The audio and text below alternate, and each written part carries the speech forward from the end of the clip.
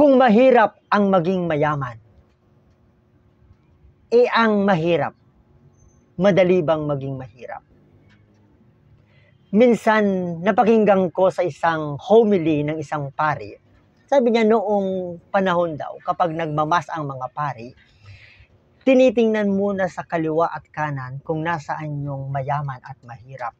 At saka babatiin ng sumainyo ang Panginoon. Kung nasa kanan ang mayaman, sasabihin ng pari, sumainyo ang Panginoon. At kung nasa kaliwa naman ang mahirap, sasabihin, wala sa inyo ang Panginoon.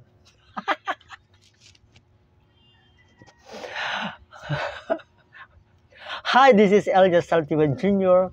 Welcome to Rima, God's Practical Message.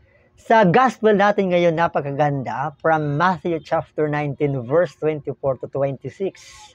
Sinabi ni Jesus, mas mahirap pang makapasok ang camel sa butas ng karayom kaysa makapasok ang isang mayaman.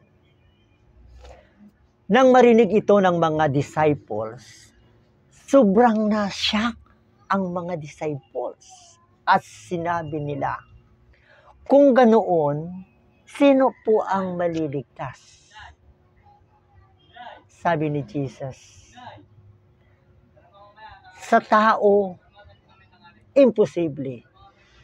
Pero sa Diyos, walang imposible. Mahirap makapasok sa langit ang mayaman. Pero, madali din bang makapasok ang mahirap sa langit? Imposible sa tao. Pero sa Diyos, walang imposible. Isa sa mga dahilan kaya gusto kong ayusin ang aking finances sa aking family para makapag-serve ako kay Lord ng fully. Yung hindi ko na iisipin na araw-araw papasok ako para meron akong ibubuhay sa aking pamilya. Kaya sinikap ko na matutunan hindi lamang kung paano kumita ng pera, kundi sinubukan ko ring malaman at matutunan kung paano ang pera magtrabaho para hindi na ako nai-stress o mag-worries ng daily expenses ko. Kasi may perang nagtatrabaho sa akin habang ako ay nagtatrabaho araw-araw para kumita ng pera. At yan ay natutunan ko sa ING. If you want to know how money works sa mutual fund, sa stock market, Kaiser 3-in-1, attend ka ng free financial literacy class. Sit ka lang ng appointment, usap tayo.